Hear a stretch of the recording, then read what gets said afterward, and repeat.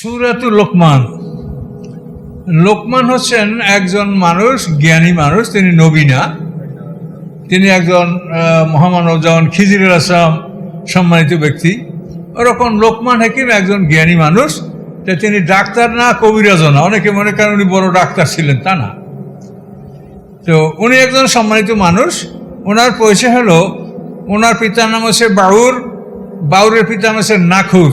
এই নাখুর হচ্ছে ইব্রাহিম আলাইহিস সালামের মেজ ভাই। ইব্রাহিম আলাইহিস সালাম আমার 3 ভাই, হারান, নাখুর, ইব্রাহিম। বড় ভাই হচ্ছে হারান। এই হারানের পুত্র হলো লূত আলাইহিস সালাম, যে লূত পয়গম্বর, ইনি ইব্রাহিম আলাইহিস সালামের আপন বড় ভাই ছিলেন। আর এই যে লোকমান, এর পিতার নাম হলো বাউর, বাউরের পিতার নাম নাখুর, ইব্রাহিম আলাইহিস সালামের মেজ ভাই ছিলেন। আর ছোট হলেন ইব্রাহিম আলাইহিস সালাম, যার বংশ থেকে আল্লাহ তাআলা কিয়ামত পর্যন্ত পৃথিবীতে নবী রাসূলদের সিলসিলা জারি রেখেছে। এই লোকমান হাকিম, ইনি মক্কার লোক, ওই অঞ্চলে তিনি বসবাস করতেন। তো এই জন্য এটার কারণ হচ্ছে যে মক্কার লোকেরা বলে যে নবীরা সব এক দলের মানুষ, এক কথা কয়, অন্য দলের লোকে তো এই কথা কেউ বলে না। তখন আল্লাহ বলেন যে অন্য দলের লোকেও এই কথা বলার মতো আছে, তোমরাই চেনো, তোমরাই জানো, তোমাদের পরিচিত লোক দেখবার সেও এই নবীদের মতো কথা বলছে। তখন এই লোকমান হাকিমের জীবন তুলে ধরা হলো, যে ছেলেদেরকে উপদেশ দেওয়া হয়েছে তুলে ধরা হলো। এখন দেখা গেল যে নবীরা যা বলে লোকমান হাকিম ওই কথাই বলছে।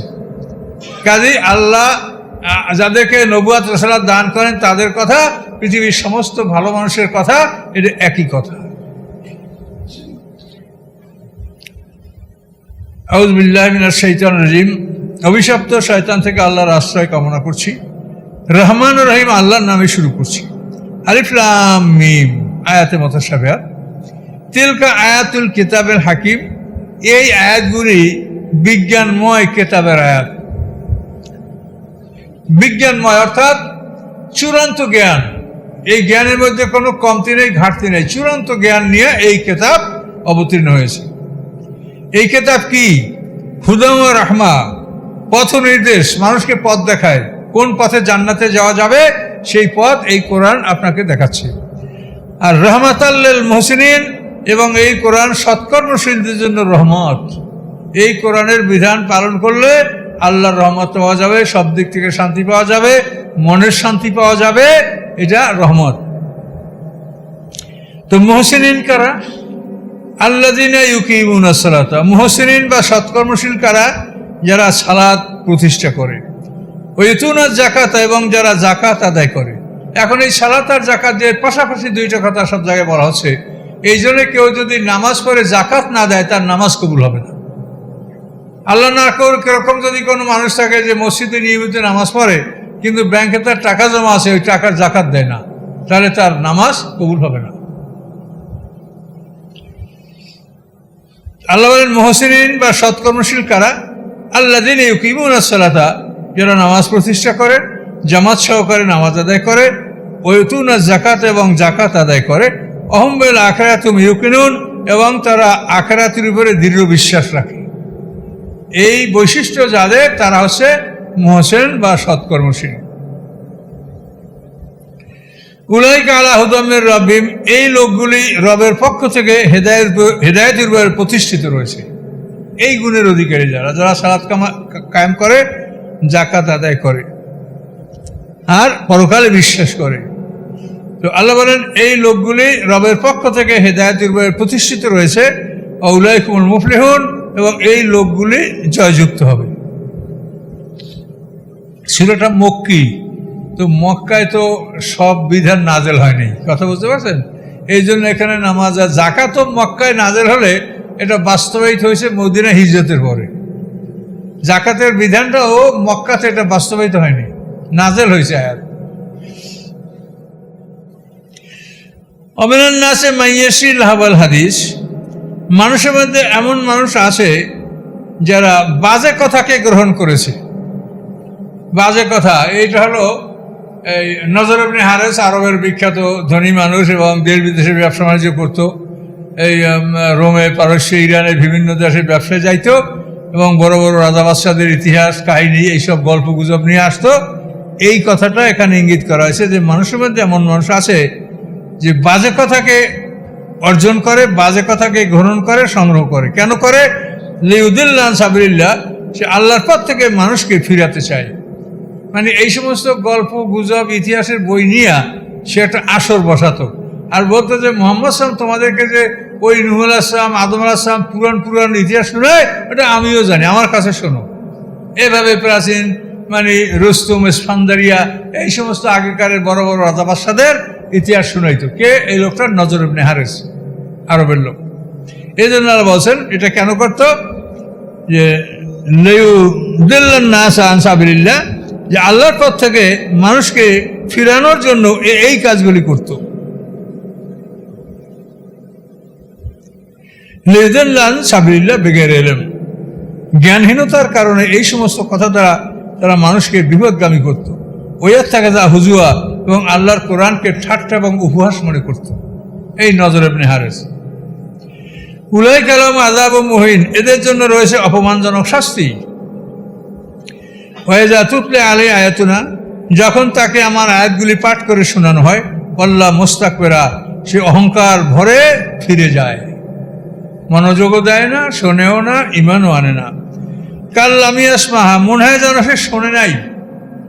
কোরআনের আয়াতগুলি শুনলে সে অহংকার করে এমনভাবে চলে যায় যে মনে হয় যেন শোনে নাই, কানে ঢোকে নাই।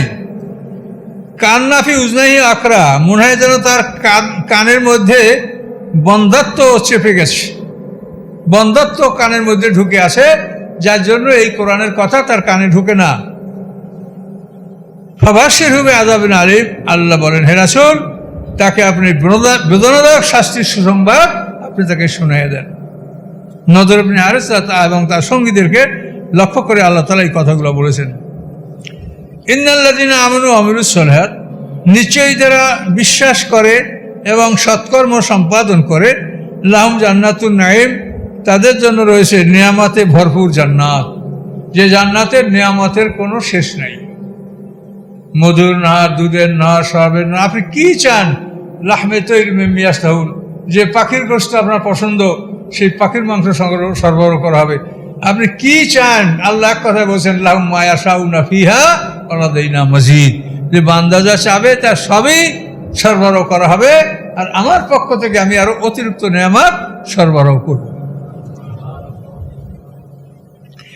খালিদিনা ফিহা, সেই জান্নাতে তারা অনন্তকাল থাকবে, আর মরবে না। আমাদের দ্বিতীয় মরণ পার হয়ে যাওয়ার পরে আর কোনো মানুষ মরবে না। আমাদের পিছনে একটা মরণ গেছে, সামনে একটা মরণ আছে। এই দুইটা মরণ পার হয়ে যাওয়ার পরে আমরা বরজাকে থাকবো, হাসরের ময়দানে আমাদের তোলা হবে, এরপরে আর আমাদের মরণ হবে না। এই জন্য খালিদিনা ফিহা, তারা ওই জান্নাতে অনন্তকাল থাকবে। ওয়াদাল্লাহি হাক্কা, আল্লাহর এই প্রতিশ্রুতি সত্য। আল্লাহ সত্য বলেন, আল্লাহর প্রতিশ্রুতি সত্য। এগুলির জন্য আল্লাহর কোনো মেহনত করতে হয় না, কোনো শ্রম করতে হয় না, লেবার লাগে না। আল্লাহ কুন ফায়াকুন, আল্লাহ বললেই হয়ে যায়। কাজে বললেই হয়ে যায়, সে তো জান্নাত দিতেই পারবে, কোনো সন্দেহ থাকার কথা না। ওহুল আজিজুল হাকিম, তিনি পরাক্রমশালী, মানে অপ্রতিরোধ্য ক্ষমতার মালিক, এবং তিনি কৌশলী। তিনি দুশ্মনকে শাস্তি দেওয়ার ক্ষমতা রাখেন এবং মুমিনকে ক্ষমা করে দেওয়ার কৌশল রাখেন। আজিজ এবং হাকিম। খলাকাস সামাওয়াতে বেগাইর আমাদেন তারাওনা, আকাশ সৃষ্টি করেছেন তিনি বেগাইর আমাদেন, কোনো স্তম্ভ বা খুঁটিবিহীন, তারাও না, যা তোমরা দেখতে পাও। তোমাদের দর্শনযোগ্য কোনো খুঁটি বা স্তম্ভ ছাড়াই আল্লাহ তাআলা আকাশ সৃষ্টি করেছেন। তাহলে আমাদের দৃষ্টির বাইরে খুঁটি থাকতে পারে, আল্লাহ বলছেন দর্শনযোগ্য কোনো স্তম্ভ ছাড়া তিনি আকাশ সৃষ্টি করেছেন। ওয়াল কাফিলাদের রওয়াসিয়া, এবং পৃথিবীতে তিনি পাহাড় স্থাপন করেছেন। আন তাবিদা বিকুন, পৃথিবী যেন তোমাদেরকে নিয়ে না কাঁপে। এত বড় মানে বিশাল পৃথিবী, এত জোরে চলে, ঘন্টায় 43,200 মাইল বেগে। যদি ওজন না হয় তাহলে থরথর করে কাঁপবে, তাহলে আমাদের বমি হবে, আমরা অস্থির হয়ে যাব। কাজে এই পৃথিবী যে এত জোরে চলে আমরা বুঝতেই পারছি না, মনে হয় যেন এখানে বসে আছি আমরা। কিন্তু দৈনিক যে পৃথিবী আমাদেরকে নিয়ে মহাশূন্যে কোথায় যাচ্ছে, এটা আল্লাহ ছাড়া কারো বলার সাধ্য নাই। আমরা এভাবে এই জাহাজে, উড়ন্ত চলন্ত জাহাজের মধ্যে আমরা বসে আছি। তাই আমরা আমাদেরকে নিয়ে পৃথিবী থরথর করে না কাঁপে, এই জন্য পৃথিবীটাকে আল্লাহ তাআলা পাহাড় স্থাপন করে তাকে ওজন করেছেন। বাসা ফিহা মিন কুল্লি দাব্বা, এবং এই পৃথিবীর সব ধরনের প্রাণী বিস্তার করেছেন, সব ধরনের প্রাণী। আপনি জঙ্গলে দেখেন যে কত প্রাণী আছে, পানিতে দেখেন যে কত প্রাণী আছে, আকাশে দেখেন কত প্রাণী আছে। আল্লাহ সব ধরনের প্রাণী এটা আল্লাহ তাআলা এই পৃথিবীতে বিস্তৃত করেছেন, সৃষ্টি করেছেন এবং ছড়িয়ে দিয়েছেন। এর মধ্যে আমাদের নানা রকম ফায়দা আছে, কোনোটা খাই, কোনোটা দেখি, বিভিন্ন কাজে আমরা এগুলো ব্যবহার করি। আনজালনা মিনাস সামাই মান, আল্লাহ বলেন আমি আকাশ থেকে বৃষ্টি বর্ষণ করি। ফাম্বাতনা ফিহা মিন কুল্লি জাওজিন কারীম, এবং এই পৃথিবীতে আমি সব ধরনের সুন্দর সুন্দর ফলমূল আমি উৎপাদন করে থাকি। আল্লাহ বলেন হাযা খালকুল্লাহ, এই হচ্ছে আল্লাহর সৃষ্টি। বিনা খুঁটিতে আকাশ সৃষ্টি করেছেন, পৃথিবী সৃষ্টি করেছেন, তার মধ্যে পাহাড় স্থাপন করেছেন, নদী সমুদ্র স্থাপন করেছেন। এই হচ্ছে আল্লাহর সৃষ্টি। তো আরুনি মাজা খালাকাল্লাযিনা মিন দুনি, তা আল্লাহ ছাড়া অন্য যাদেরকে তোমরা ডাকো তারা কি সৃষ্টি করছে আমাকে দেখাও। কি এ হলো আল্লাহর সৃষ্টি। কিন্তু ওরা তোমাদের দেবদেবীরা যাদের পিছনে তোমরা মেহনত করো, সেজদা করো, যত্ন করো, তারা কি সৃষ্টি করছে আমাকে দেখাও। কি দেখাতে পারে বলেন? ওরা নিজেরাই তো না বানালে হয় না, কাদা দিয়ে যে কোনো বস্তু দিয়ে নিজেরা আমরা মানুষেরা বানাই। বলে যালিমুনা ফি দালালিন মুবিন, বরং জালেমরা প্রকাশ্য ভুল পথে রয়েছে। কাজে এখনো পৃথিবীর কোটি কোটি মানুষ এই দেবদেবীর পূজা করে, তাদের সাথে তর্ক করলে বলে যে এটা যে কিছু না, আমরা জানি এটা তো মানে ভগবানের প্রতীক, আমরা তো আল্লাহরই সেজদা করি। এই ভগবান একটা আকৃতি বানাই আমরা সামনে রাখি, আমার না, আমরা আল্লাহরই সেজদা করি, সবাই বলবে। তারপর আর না পারলে আমাদের বাপদাদারা কাছে পূর্বপুরুষরা, কাজে আমরা সেটা করি। কিন্তু এটার জন্য তাদের কাছে কোনো দলিল নাই যে এই দলিলে এই মানে প্রমাণে এটা করা যেতে পারে, এমন কোনো দলিল প্রমাণ নাই। এরপরও পৃথিবীর বড় বড় মহাজ্ঞানী, বড় বড় শিক্ষিত মানুষেরা এগুলি করে যাচ্ছে। এগুলি অত্যন্ত পরিতাপের বিষয়। কাজে মানুষের এই বিষয়গুলি চিন্তা ভাবনা করা উচিত, এবং পরকাল সম্পর্কে যদি ধারণা না আসে তাহলে এটা খুবই দুঃখজনক ব্যাপার। খুবই বিপদে পড়তে হবে যদি আমরা পরকাল বিশ্বাস না করি। ঈমান ছাড়া যদি মৃত্যু হয় তো মহা বিপদ হবে। তো এই জন্য আমরা আশা করি এই বিষয়গুলি আমরা ভালো করে চিন্তা ভাবনা করব। আল্লাহর কুদরতের প্রতি আমরা সবসময় লক্ষ্য রাখবো। চলাফেরা, ওঠা বসায় সবসময় মনে রাখবে যে আমার সাথে আল্লাহ আছে। আমি কোথায় তাকাচ্ছি, কোথায় যাচ্ছি, কি করছি, কি বলছি, আমার সাথে আল্লাহ আছে। আউযু বিল্লাহি মিনাশ শাইতানির রাজীম। ওয়ালাকাদ আতাইনা লোকমানাল হিকমাতা আনিশকুর লিল্লাহ। আল্লাহ রাব্বুল আলামিন বলেন, নিশ্চয়ই আমি লোকমানকে হিকমত দান করেছিলাম এবং তাকে আদেশ করেছিলাম যে তুমি আল্লাহর উদ্দেশ্যে কৃতজ্ঞতা জ্ঞাপন করো। ইয়াশকুর, এবং যে কৃতজ্ঞতা জ্ঞাপন করে, ফাইন্নামা ইয়াশকুরুর নাফসি, এটা সে তার নিজের জন্যই করে, আল্লাহর কোনো উপকার হয় না। আমান কাফারা, এবং যে অকৃতজ্ঞ হয় তাতে আল্লাহর কোনো ক্ষতি হয় না। ফাইনাল্লাহ গানিউন হামিদ, নিশ্চয়ই আল্লাহ তাআলা অমুখাপেক্ষী এবং প্রশংসিত। এই লোকমানকে আমরা আগে বলছি, ইনি হলেন ইব্রাহিম আলাইহিস সালামের মেজ ভাই, তার ছেলে, পোতা। লোকমানের পিতার নাম বাউর, বাউরের পিতার নাম নাখুর। এই নাখুর হচ্ছেন ইব্রাহিম আলাইহিস সালামের মেজ ভাই। তো ইনি মক্কা অঞ্চলে বসবাস করতেন। তো আল্লাহ তাআলা বলেন, আমি লোকমানকে হিকমত দান করেছি। হিকমত শব্দের অর্থ চূড়ান্ত জ্ঞান। একটা বিষয় সম্পর্কে মানুষের পক্ষে যতখানি জ্ঞান অর্জন করা সম্ভব ততখানি জ্ঞান অর্জন করাকে হিকমত বলা হয়। আর স্বাভাবিকভাবে জ্ঞান অর্জন করা এখন এলেম, এলেম হিকমত। নলেজ, উইজডম, প্রজ্ঞা।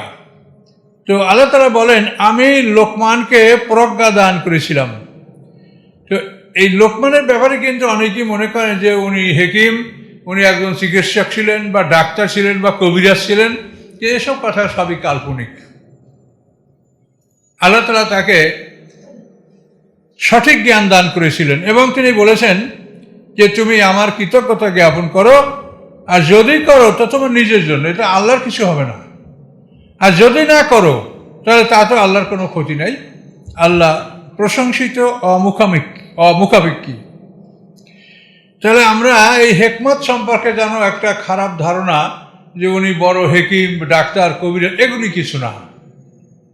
হেকমত হলো সঠিক জ্ঞানের অধিকারী, এবং তার হেকমত কি সেটা তার আলোচনা আপনার সামনে আরো বুঝতে পারবেন। এজ কয়লা লোকমানুল ইবনিহি ও ইয়াজহু, স্মরণীয় ঘটনা যখন লোকমান তার ছেলেকে বললেন নসিহাত করতে গিয়া, ইয়া বুনাইয়া, হে বৎস, লা তুশরিক বিল্লাহ, আল্লাহর সাথে শরিক করো না, ইন্না শিরকা লাযুলমুন আযীম, নিশ্চয়ই শিরক হচ্ছে সবচেয়ে বড় জুলুম। তাহলে হেকমত কি? এই পহেলা হেকমত হলো এটাই যে শিরক করবে না, তার কারণ শিরক করলে শিরকের গুনাহ আল্লাহ ক্ষমা করবেন না। মানুষ যদি জানে যে এইখানে একটা গর্ত আছে, আমি পড়ে যাব, মানুষ এখানে যাবে? মানুষ যদি জানে যে এখানে সাপ আছে, মানুষ এখানে যাবে? মানুষ যদি জানে এখানে আগুন, মানুষ এখানে যাবে? তাহলে মানুষ তার ভবিষ্যৎ সম্পর্কে যদি জ্ঞান না রাখে, সেই সবচেয়ে বোকা মানুষ। একটা মানুষ তার জীবনের প্রথম কোথায়, শুরু কোথায়, শেষ কোথায়, এইটা যদি একটা মানুষ না জানে, সে কিসের মানুষ? কি জ্ঞান তার আছে? এই জন্য আল্লাহ বলেন যে লোকমান হাকিম তার সন্তানকে উপদেশ দিতে গিয়া বললেন, সে ছেলে, আল্লাহর সাথে শরিক করো না, নিশ্চয়ই শিরক হচ্ছে সবচেয়ে বড় জুলুম। তাহলে সমস্ত অপরাধগুলি জুলুম, তার মধ্যে শিরক হচ্ছে সবচেয়ে বড় জুলুম, আল্লাহর সাথে অংশীদার সাব্যস্ত করা। সমস্ত সেজদার মালিক আল্লাহ, কিন্তু পৃথিবীতে বহু সেজদা আল্লাহ ছাড়া অন্য কাউকে করা হয়, পাথরকে, মূর্তিকে, গাছকে, চন্দ্র সূর্যকে।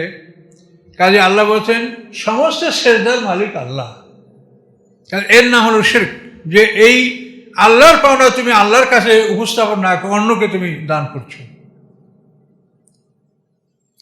আল্লাহ সবকিছুর মালিক, এই মহাবিশ্বের মালিক আল্লাহ, মহাবিশ্বের বিধানদাতা একমাত্র আল্লাহ। আল্লাহ ছাড়া অন্য কাউকে বিধানদাতা আমরা যদি মনে প্রাণে মেনে নেই, এটা শিরকের অন্তর্ভুক্ত হবে।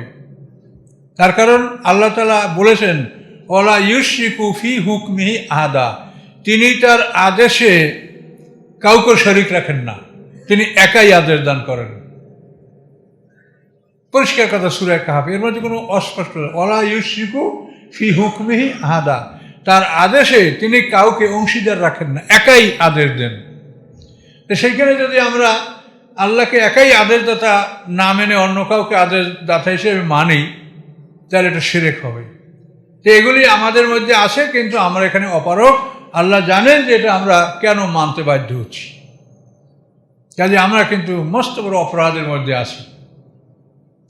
এইটার অনুভূতি যদি আমাদের আলেম সমাজে থাকতো, তাহলে আমরা এই যে ছোট ছোট বিষয় নিয়ে আর দলাদলি করি, এটা আমরা করতাম না। এটা এমনই একটা বিষয় যে এইটার কারণে আমরা হয়তো জান্নাতি না জাহান্নামী, এত বড় চূড়ান্ত ফয়সালা এটার উপর নির্ভর করে। অথচ আলেমদের এদিকে কোনো মন নাই, এদিকে কথা নাই, চিন্তা নাই। তারা হলো ছোটোখাটো মশলা, যেগুলো আল্লাহ এমনি মাফ করে দিয়েছে, এগুলো নিয়ে সব তর্ক বিতর্ক, এগুলি সব শয়তানি পরামর্শ, এবং এগুলো হচ্ছে আমাদের শিক্ষার ত্রুটি। ব্রিটিশ সরকার যখন 1857-তে যখন সেপাই বিদ্রোহ, ওই যুদ্ধে যখন মুসলমানরা হেরে গেল, তারপরই সমগ্র ভারতবর্ষের ক্ষমতা ব্রিটিশের কাছে চলে গেল, এবং ভারতবর্ষ ইংল্যান্ডের একটা ডোমিনিয়নে পরিণত হলো। এই ভারতবর্ষের জন্য তারা যে আইন করে শিক্ষা ব্যবস্থাটা, এই শিক্ষা ব্যবস্থাটা খুব কৌশলে তারা করেছে, যে এই শিক্ষাটা যদি সঠিক শিক্ষা তারা লাভ করতে পারে, তাহলে আমরা তাদেরকে শাসন করতে পারবো না। তারা যদি সত্য উপলব্ধি করতে পারে, তাহলে আমরা তাদেরকে শাসন করতে পারবো না। তার কারণ এই যে আমেরিকা স্বাধীন হয়েছে না 1776 সালে, এর কারণ হলো এটাতে মানে যেটা ইংল্যান্ড, এরাই তো তখন সারা পৃথিবীর মালিক ছিল। তো এরা এই স্বাধীনতার কারণ হিসাবে উল্লেখ করছে যে আমরা যদি আমেরিকাবাসীকে সঠিক শিক্ষা না দিতাম, তাহলে ওরা স্বাধীনতা অর্জন করতে পারতো না। আমরা এই জ্ঞান দিছি বলেই ওরা বুঝতে পেরে আমাদেরকে তারাই দিয়েছে, ওরা স্বাধীনতা ওরা ভোগ করছে। আর ভারতবাসীদেরকেও যদি সঠিক জ্ঞান দেওয়া হয়, সঠিক জ্ঞানের শিক্ষা দেওয়া হয়, তো ওদেরকে আমরা শাসন করতে পারবো না। তাহলে শাসন করতে হলে কী করতে হবে? ডিভাইড অ্যান্ড রুল, ওদেরকে ভাগ করে রাখো, শাসন করো, ওরা যেন সঠিক জ্ঞানের অধিকারী হতে না পারে। এটা ছিল তাদের প্ল্যান। এই প্ল্যানে তারা এই ধরেন মাদ্রাসা শিক্ষা, যা শিক্ষা ব্যবস্থা ওরা করেছে সবখানে ওদের এই পলিসিটাই ঠিক ছিল, যেটা যেন সঠিক জ্ঞান অর্জন করতে না পারে। কিন্তু ওদেরই সেই কারিকুলাম অনুযায়ী আজ পর্যন্ত আমাদের মাদ্রাসা শিক্ষা চলছে, যার ফলে মাদ্রাসা শিক্ষা একটা লোক শিক্ষিত হইয়া ইসলাম সম্পর্কে কিছুই বোঝে না এবং বুঝানোও সম্ভব না। সে যা শিখেছে ওর বাইরে কিছু শুনতেই সে রাজি না, যার জন্য আমরা অপারগ। কিছু সাধারণ শিক্ষিত মানুষ, জেনারেল শিক্ষিত মানুষরা আমাদের কথা মূল্যায়ন করে, কিন্তু আলেমরা মূল্যায়ন খুব কম করে। একেবারে করে না তা না, কিন্তু খুব কম করে। তো এই বিষয়টা, এটা খুবই একটা মারাত্মক দুঃখজনক বিষয়। আমরা এটা শুনতেই পারবো, কিন্তু এর কোনো প্রতিকার করার ক্ষমতা আমাদের নাই। আমাদের মধ্যে সুশিক্ষা, এটা তারা ব্যবস্থা করে নাই। মাদ্রাসা শিক্ষাকে সর্বতভাবেই তারা ধ্বংস করেছে। সমস্ত অক্ষয় স্টেটগুলি তারা সম্রাট শাহ আলমের নিকট থেকে ইস্ট ইন্ডিয়া কোম্পানি যখন দেওয়ানি পাওয়ার নিয়ে গেল, তখন ভারতবর্ষের 3/1 সম্পত্তি ওয়াকফ করা ছিল। এই সমস্ত সম্পত্তিগুলা এরা মানে অ্যাকোয়ার করে নিয়ে গেল। ফলে মাদ্রাসা শিক্ষাগুলি মানে সম্পূর্ণ বন্ধ। মানে কিভাবে তারা এই শিক্ষা ব্যবস্থা চালু রাখবে? এই শিক্ষা ব্যবস্থার মূলেই ছিল অক্ষয় সম্পত্তি, অক্ষয় স্টেট। এই যে আপনারা বসা, এটা অক্ষয় স্টেট না? এইরকম কত স্টেট দেখেন, কলিকাতায়, হুগলিতে, এই হাজী মোহাম্মদ মহসিনে কত অক্ষয় স্টেট আছে। এই অক্ষয় স্টেটগুলির মাধ্যমেই কিন্তু ইসলামী শিক্ষাটা চালু ছিল। কিন্তু এই সম্রাট শাহ আলম দ্বিতীয় বাহাদুর শাহ যাকে বলায়, ওনার থেকে দেওয়ানি পাওয়ার ইস্ট ইন্ডিয়া কোম্পানি নিয়ে তারা সমস্ত অক্ষয় স্টেটগুলি তারা সরকারিভাবে অ্যাকোয়ার করে নিয়ে গেল। মালিকানা সব সরকারের হাতে চলে গেল। ফলে মাদ্রাসা শিক্ষা তছনছ হয়ে গেল। তো তারা যেটা করেছে, এটার প্রতিকার করার ক্ষমতা আমাদের নাই, আর যাদের আছে তারা এটা চিন্তাও করে না। অতীব দুঃখের সহিত বলতে হচ্ছে যে এই লোকমান হাকিম, এই যে লোকমান, উনি যে কথাটা আমাদেরকে, ওনার ওসিয়তটা যে আল্লাহ কোরআনে তুলে দিয়েছেন যে শিরক হচ্ছে সবচেয়ে বড় জুলুম। কিন্তু দেখেন শিরক আমাদের আছে কিনা দেখেন। শয়তানের রহি, কোরআন পাকে আল্লাহ বলেন, শয়তানেরা শয়তানের বন্ধুদের কাছে ওহী পাঠায়। সূরা আনামের 121 নম্বর আয়াত, ওয়াইন্না শায়াতিনা লা ইউহুনা ইলা আউলিয়াহিম লিউজাদিলুকুম।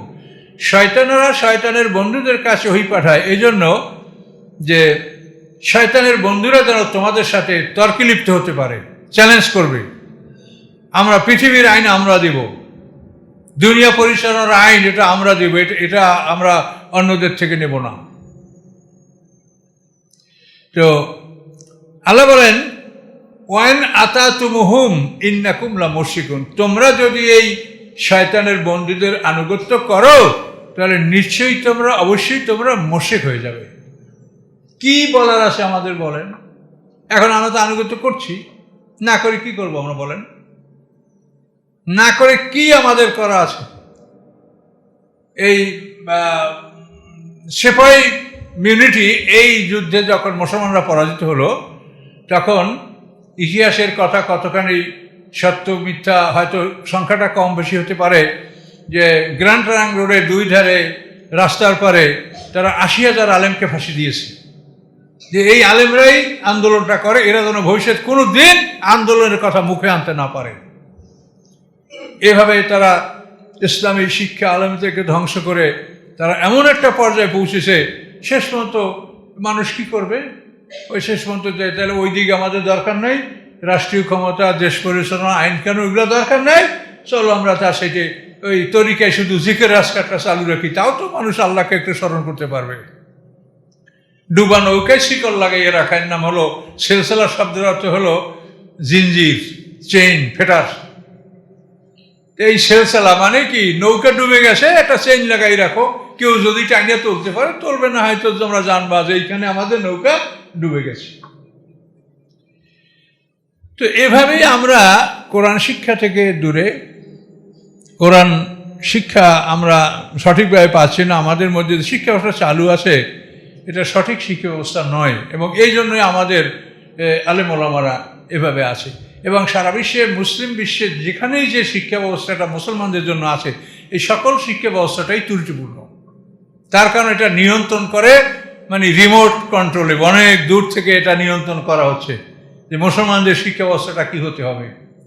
এই রিমোট কন্ট্রোলের কারণেই আমাদের এই যারা মিশর যে আছে, অমুক আজহারি, অমুক মিশরি, অমুক মাদানি, তারাও এলোমেলো কথা বলে। আর সাধারণ মনে করে যে এই লোকটা মদিনার থেকে পড়ে আসছে, তো এই লোকের কথা শুনবো নাকি আর একটা শুনবো, কি করবেন? তো তারপরেও সব কিছুর উপরে হলো আমাদের কাছে সত্য আছে, সেটা হচ্ছে আল কোরআন। এই নিয়ামত আমাদের কাছে আছে, এইটা সবচেয়ে বড় নিয়ামত মনে করেন। এর চাইতে বড় নিয়ামত পৃথিবীকার কিচ্ছু নাই। এই সর্বশ্রেষ্ঠ নিয়ামত আমাদের কাছে আছে। আপনার এই নিয়ামতের কাছে চলে আসেন, আল্লাহর কাছে মুক্তি পাবেন। এই নিয়ামত হচ্ছে আল কোরআন, এখানেই আপনি মুক্তির পথ পাবেন। তো আমাদের সমস্যা সম্পর্কে আল্লাহ ভালো জানেন। তো আল্লাহ রাব্বুল আলামিন বলেন, লোকমান হাকিম তার সন্তানকে বলল যে বাবা, শিরক করবে না, শিরক হচ্ছে সবচেয়ে বড় জুলুম। সকল পাপ জুলুম, কিন্তু শিরক হচ্ছে সবচেয়ে বড় জুলুম। এবং আল্লাহ স্পষ্টভাবে ঘোষণা করেছেন শিরক করলে তাকে ক্ষমা করা হবে না। শিরক ছাড়া অন্য গুনাহ যাকে ইচ্ছা তাকে আল্লাহ মাফ করতে পারেন, যাকে ইচ্ছা তাকে। তার মানে সবাইকে আল্লাহ মাফ করে না।